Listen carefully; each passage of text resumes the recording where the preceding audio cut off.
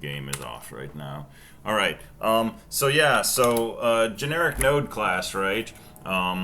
Basically, when I define the class, I say node, but inside angle brackets, I put in a t. Don't worry about this extends comparable to yet.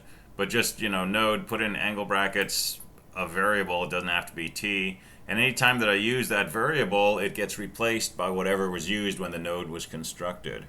So, for example, in my compare to method, right, instead of just taking an integer d or a rectangle d, I take a t d, right, and so on. So when I want to use a node, right, what I do is I say node angle bracket whatever type of thing I want. Well, my tree class is constructed with a generic type like t, right? And so I can use that same type when I construct my node. I can use it as an argument to the thing I'm adding to my tree, and so on and so forth. And when I construct my tree, I can specify a type of thing. I can say tree rectangle, my tree equals new tree rectangle, and now my tree is a tree of rectangles. And my add method is perfectly happy with rectangles. And then I can say tree string t2 is new tree string, and now t2 is a tree of strings, and my add method is very happy seeing strings. And I can construct a tree of integers called t3, and now my add method is happy seeing integers. Right, and so I've got three different types of trees, all coming from the same class. Because my class is generic, it allows me to specify a type of object. Now there's a complication in here, which is this idea that to make a binary tree that we can add things to, you need to be able to compare the thing you're inserting to the root node of the tree. And we noted that for integers we can use greater than. For strings, we have to use compare to. For rectangles, we had to compare the area with greater than. So in general, in the generic case, to insert something into a tree, we need a way to compare two objects of whatever type of objects we're putting in the tree. So in the node class, I define this node t, but I say extends comparable. Okay, so we're going to talk about class extensions today also, but there is a class called comparable. And comparable is just sort of a holder for something that implements a compare to method. Let's just take an object of, some type t and compare it to another object, and it returns positive, negative, or 0. And comparable is itself generic. You have to tell it what kinds of things you want to compare. And mostly what you're going to do when you make something that extends comparable, you're going to make your own compare method. So for the node, I'm saying this is a node of generic type t, but it's actually an extension of the comparable class, also on generic type t. And the compare to method that I'm writing just uses the compare to method from whatever your object is, right? Your data, whatever type that is, should have a compare to method, and we compare that to the value being passed in. So in the rectangle class, right, this class rectangle, I said implement comparable rectangle. Okay, so I'm saying this can compare to rectangles, and I basically wrote a compare to method that basically looks at the area of this rectangle and compares it to the area of the argument rectangle r. If they're equal, it returns 0, otherwise it returns -1 or +1. So just by writing this one method that lets me compare two rectangles, right, my stuff inside the add method for a node suddenly works. Because when I add, I compare the data you're adding to the root node, and I move to the left or the right based on whether it's less than or greater than. So this is another example of using classes inside classes, right? Having an object whose methods operate on other types of objects and so on. It's more of this kind of object-oriented mindset where we can put things together and build up without reinventing the wheel.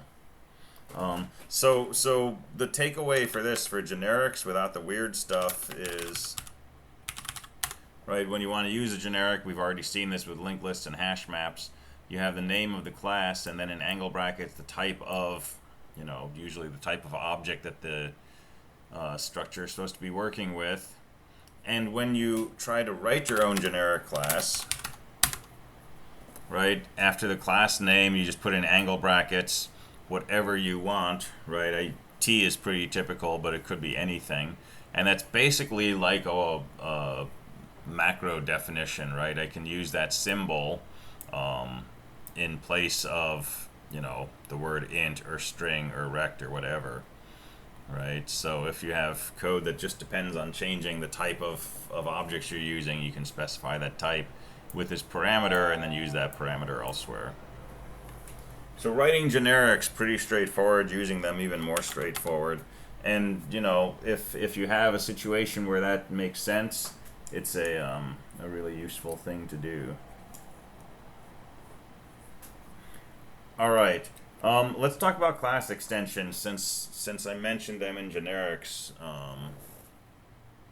and this will come up with where we're going this week. So I posted a note already and mentioned that we're going to be moving towards using Eclipse later this week, and more than that, we're going to be working with code that creates windows, that pops up things with buttons and GUIs that we can interact with and so on. And it's really hard to do this on the Linux server. Okay, you have to basically open up a X11 tunnel and run a X server on your machine.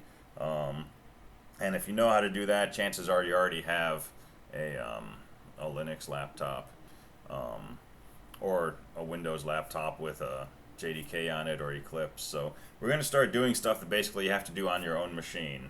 Okay. So I have not heard from anybody that that's an issue, so I'm assuming everybody is set. But if that's an issue, let me know today, right? And I'll point you to resources to maybe get you a laptop and such. So class extensions are going to be key to how we make these GUIs, because we're not going to write a lot of low-level code for making a box appear on the screen and being able to resize it and so on.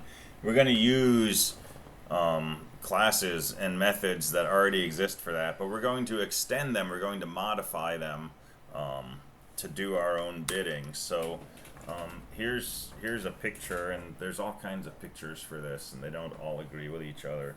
But here's a picture. This is something that we can call a base class. Okay, and maybe this is rectangle.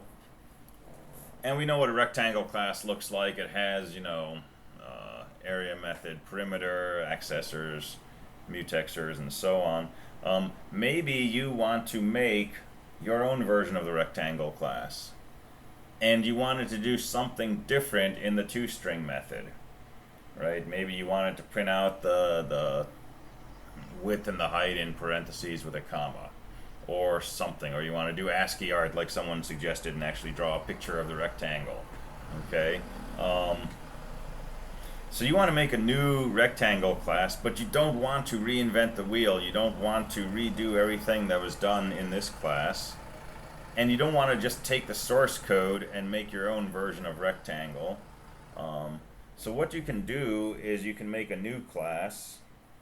Let's call it myRectangle. And we can say extends rectangle. And so this extension, this extends keyword is a powerful concept. And what we're doing is basically making a bigger, potentially bigger class that includes, stuff from the rectangle class, but might have other stuff in it. Okay, so we can add things to the rectangle class, but we can also change things from the rectangle class. We can rewrite methods in there. So let's find our rectangle class.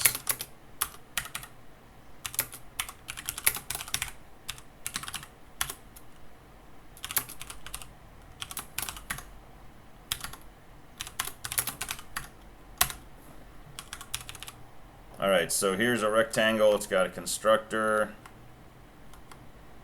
double, can do perimeter, get the height, set the stuff, and it's got a toString method. So let's make a new class, myRectangle.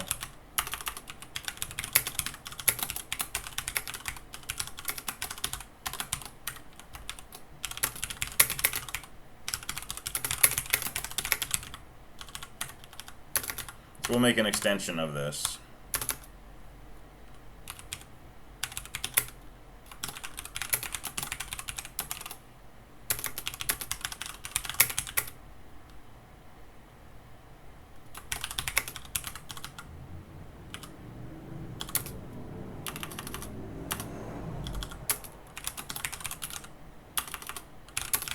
So what we're going to do is we're going to override the toString method from the rectangle class.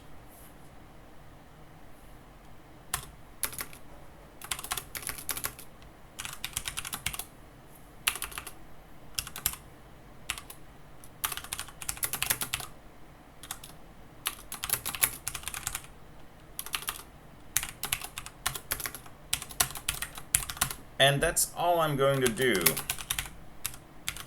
So the rectangle class, it has a height and a width. Those are doubles. And right now the toString prints out a rectangle of height this and width that. Right? So I'm going to make a new class called myRectangle. And all I'm doing is I'm redefining the toString method. So it returns width x height.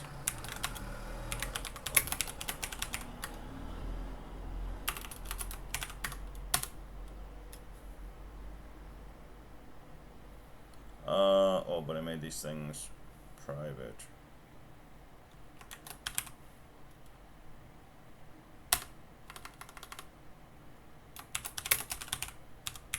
See if I named my accessors correctly. Yes, I did.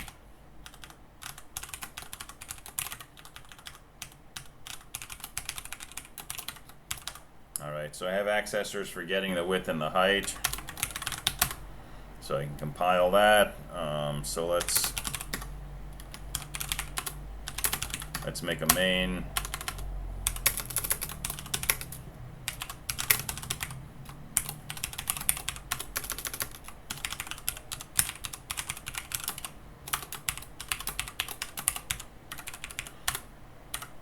So let's make a rectangle R, which is a 5 by 10, and let's just print it out. And I'm using rectangle RECT. And when I run that, it tells me R is a rectangle of height 5 and width 10. Okay, now if I instead made this a myRectangle,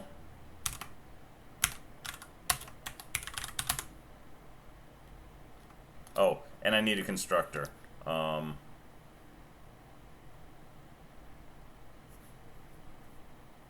Yeah, okay, so I also need to make a constructor.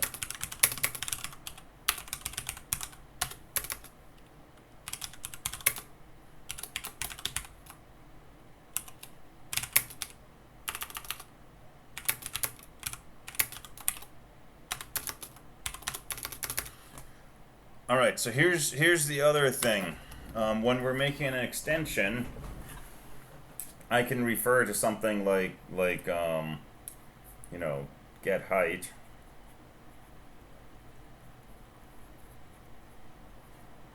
And where does that come from, right? Because I did not write a get height method inside myRect. It comes from this base class, okay, which is also called the super class.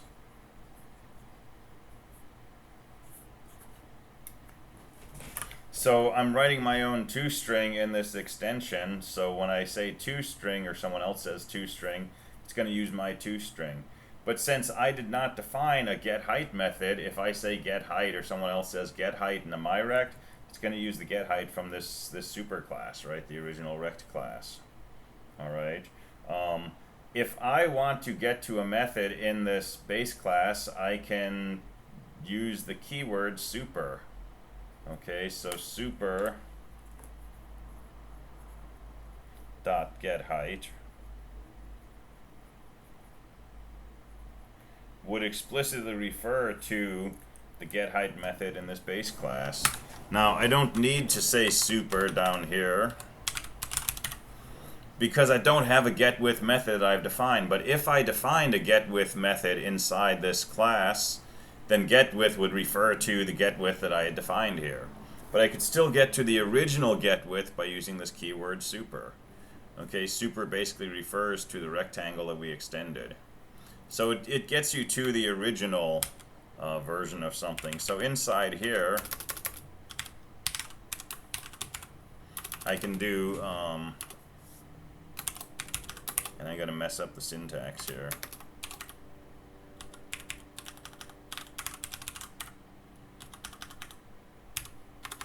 But I'm going to use the superclass's constructor, and I'm going to pass H and W to it.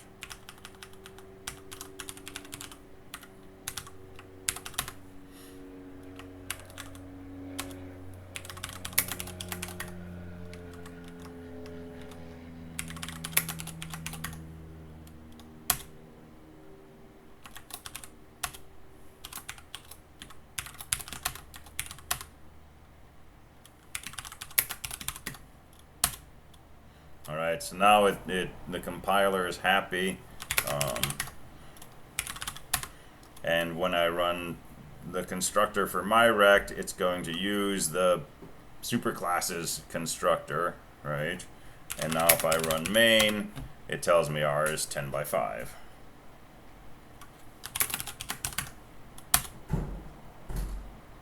Alright, so a couple of concepts here. One, we're extending a class. It means we can make our own version of this, okay, but we can do things like override methods that are in here, and we can also add methods to it, okay, and we can still get to methods from the base class by using the keyword super.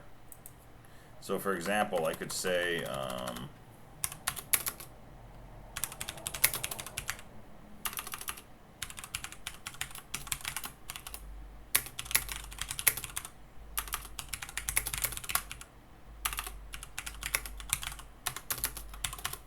let's make a method called longest side that tells us the length of the longest side.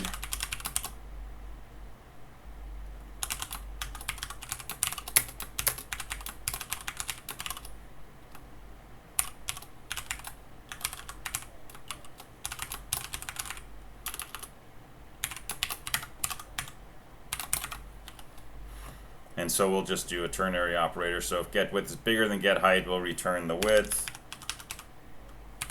Otherwise, we'll return the height.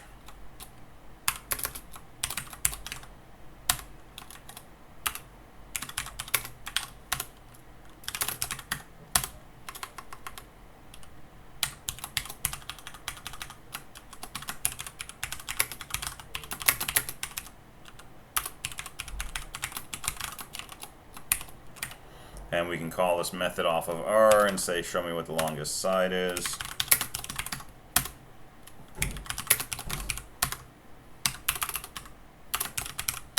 And so it tells me the longest side is 10. Now if I had done this with just a plain old rect, it'll complain there's no such method longest side. Right, but my rect is an extension of rect. It's got all the stuff that was in rect to begin with.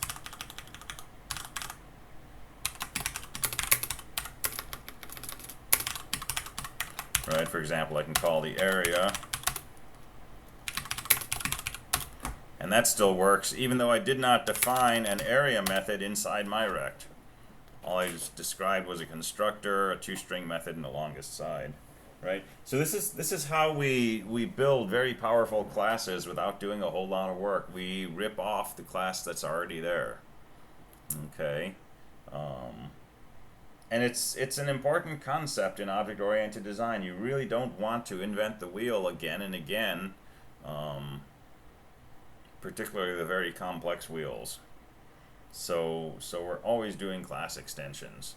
And if you look at, Java documentation,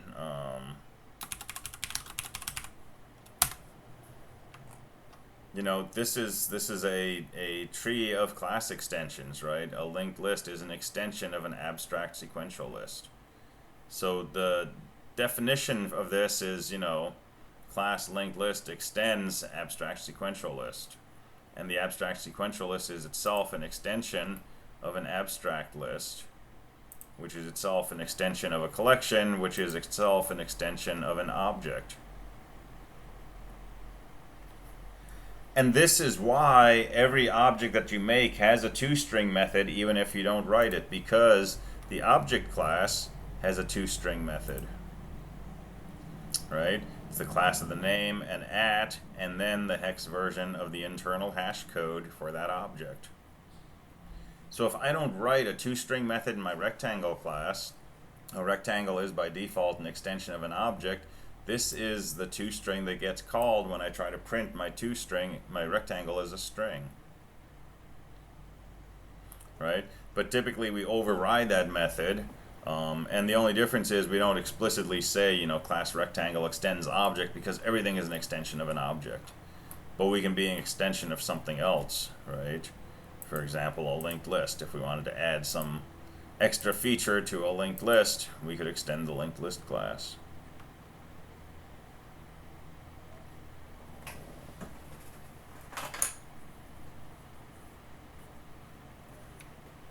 All right, so this is something we'll be doing a lot of later on this week. We're going to start playing with a class called Swing, which is a collection of widgets, basically.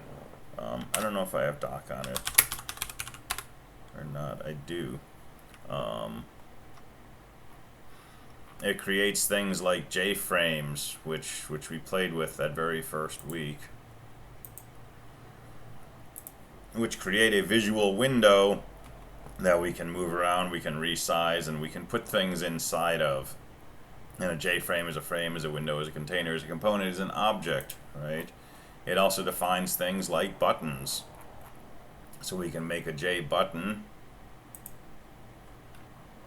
and a button is a clickable widget, right? It'll display a little rectangle and we can put text on it, and when somebody clicks on it, we can have the code run a method of our choosing. So we can write code that responds to clicks on windows. And so we're going to learn about a bunch of these classes, right, that make up Swing, and see how to put these together to make simple graphical interfaces. And then we'll move into Eclipse, and Eclipse has a utility called Window Builder that basically lets us create interfaces by using a drag and drop of Swing objects. So we'll move into this later on this week. We'll start painting windows and doing some graphics and stuff next week. And that will be building up to programming assignment 4, which you got another week and a few days before you have to worry about that.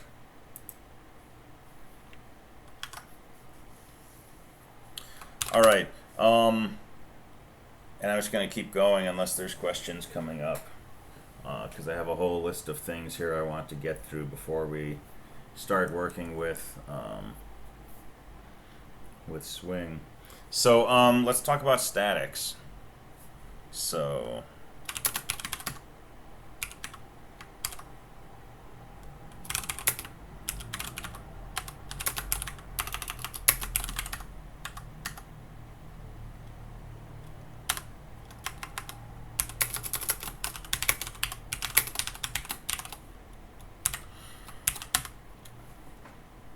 if I want to construct a rectangle, right, I say rectangle R equals new rectangle, and I can say, you know, let's make it a 5 by 7.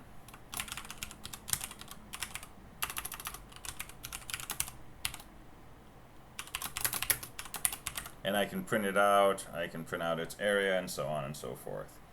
Okay.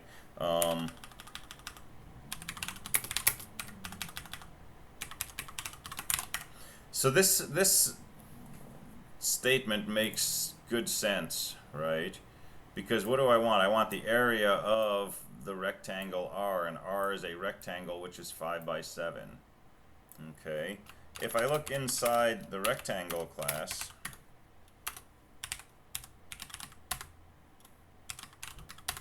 and I look at the area method, I don't pass it any arguments, right? It computes the area of the rectangle that I use to call this method, r for example, and it takes its height and its width and multiplies them, because height and width are fields inside the rectangle class. Okay, so this makes perfect sense, okay, in a Java kind of way. Now suppose I had a method, let's see.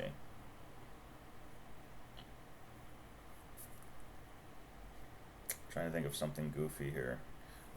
Let's just suppose I have a method that lets me compute the area of a rectangle.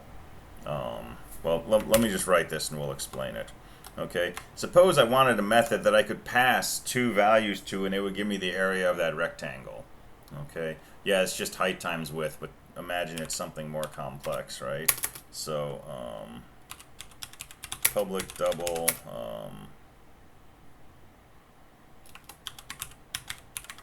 calculate area.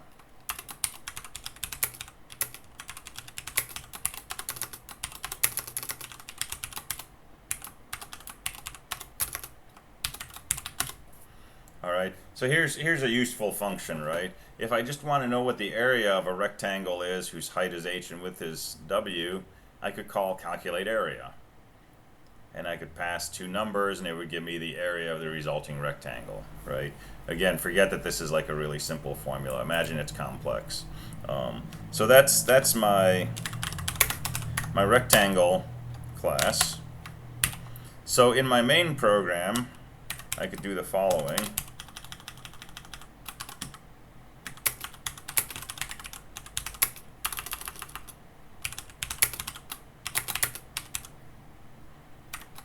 What did I call it? Calculate area.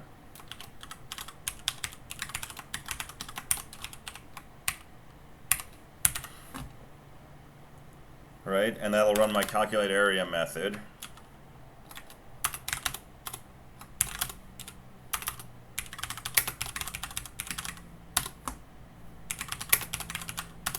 Right, and that works perfectly fine. Area of a 3x5 rectangle is 15. I forgot a space. Okay, so that's fine and good, but there's something kind of weird about this, right? All I wanted to do was calculate the area of a 3x5 rectangle. That really has nothing to do with R.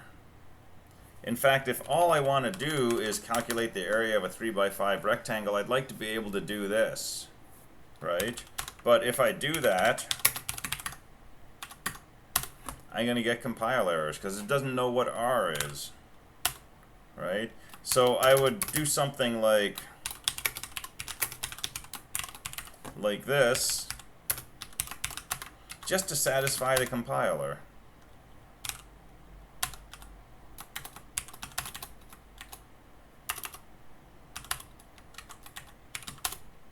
Right?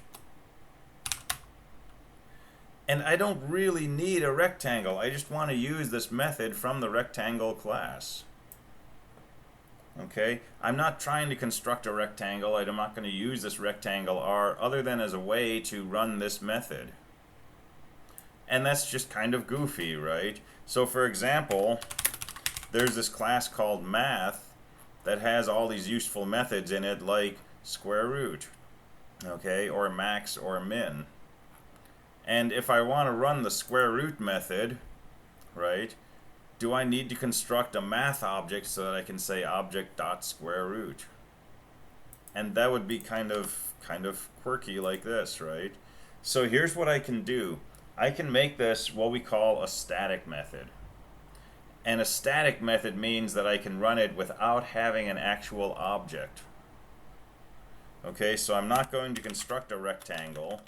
And instead of putting in the name of a rectangle object here, I'm just going to put in the name of the class. Okay, static methods are sometimes called class methods. And the way the system looks at this is, let's look inside the rectangle class for a method named calculate area. Okay, I don't have a rectangle anywhere inside. I haven't constructed a rectangle. So the code for calculate area can't refer to things like height and width because those don't exist. Right? This calculate area, it can work with the arguments that I pass to it, right? But it would be meaningless for it to work with this, right? Because those things only have meaning once you've constructed a rectangle, and I'm not constructing a rectangle. Okay, so how do I specify that this is something that can be run without constructing an object? I use the keyword static.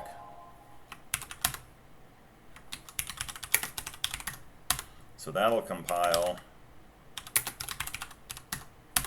That'll compile.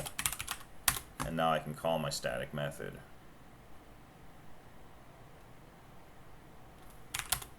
Now if I don't use that keyword static,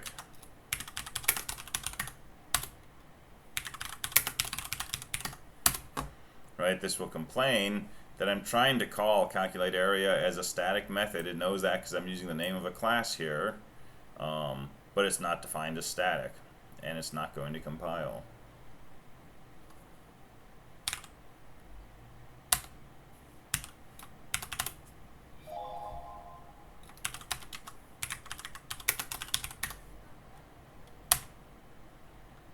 Alright, similarly, if I try to do something like this, where I tried to access this width, which is supposed to be part of the object up here, right, when I compile it will complain about that. It'll say width is not static, right, it's what we call an instance variable. It's a variable that has meaning once you've created an instance of a rectangle. Okay, non-static variable width cannot be referenced from a static context because the calculate area method is static. Don't do this. Right? It will work for that, but it will break other things. But it looks like it works, right? But that's not really what we want. Okay? These things should not be static. And this thing should not use things that are not static. So if you're getting these errors about, you know, static context, non-static context, take a look at what you're doing. Okay, because chances are that problem is telling you there's something wrong with how you're organizing your class. Yes, this is exactly like the character methods. So when you say character uppercase C dot is letter, what are you doing?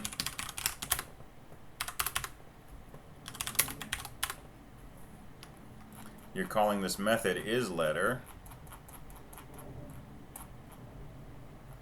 or is digit, or whatever, right? And it's defined to be a static, right? So you don't call it with a character object. You call it with just the keyword character, the name of the class, uppercase character dot is letter, right? Because you don't need a character to do this, right? You're just using this method that does something useful. It takes a character, tells you whether or not it's a letter. Okay? So static methods are typically things that are useful outside of actually having an instance of the class. Like math.square-root, like character.isLetter. Okay, and there are also static fields. So for example, the value of pi you can get from the math class. So there's a static field called math uppercase m dot pi, and it's equal to, you know, the approximate value of pi. There's a math dot e, right? So you can have static fields, you can have static methods.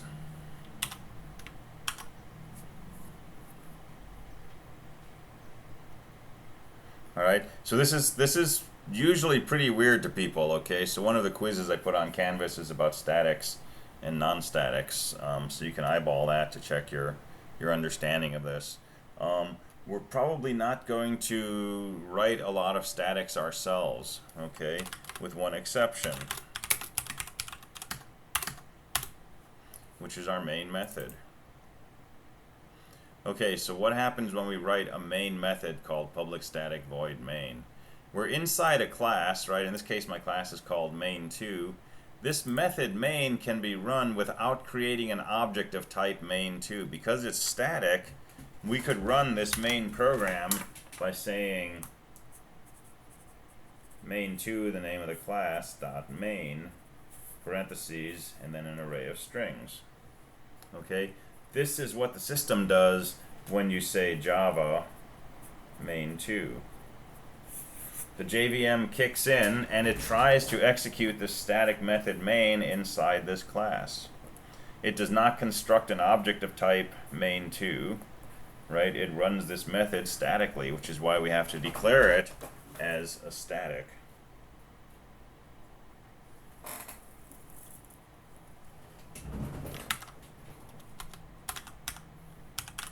And if we don't make it static, we can still compile it. But when we try to run it, it says there's no static method called main. And it even reminds you how to set it up. So I think we know all the pieces of the main declaration now. Public means it's accessible outside the class and outside the package. So it's something that other classes can run. Static says you can run this without constructing an object of type main2. You can run it as just a method available in the class. Void says it doesn't return anything. Main is part of the signature, that's the name of it. String bracket bracket is an array of strings, and args is the name of that that variable. So that's the whole signature of our main method.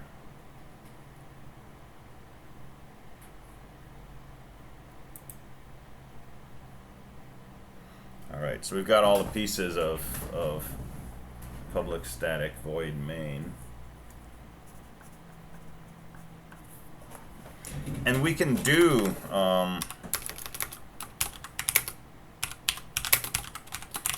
some things like this.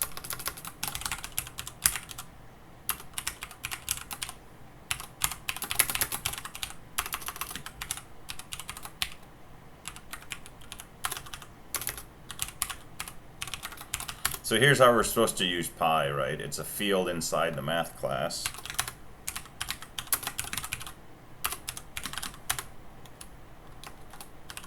But it's uppercase.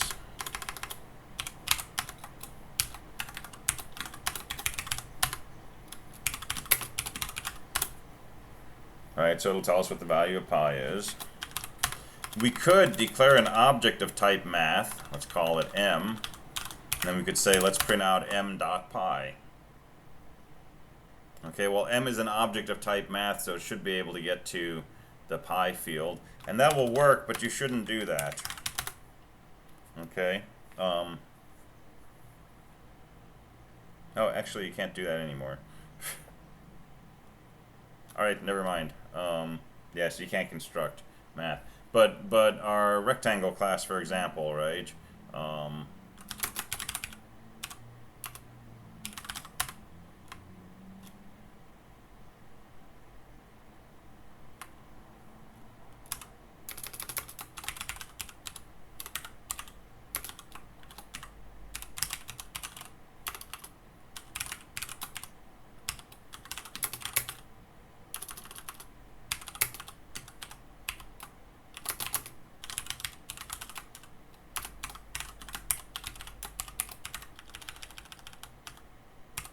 Right, calculate area is a static method. So normally I would call it with rect, right, the name of the class. If I try to call it with a rectangle object, right, it'll compile, it'll run fine, but it's considered poor form, right? So if you have a static method, don't call it with an instance of the object, an instance of the class, call it with the class name itself.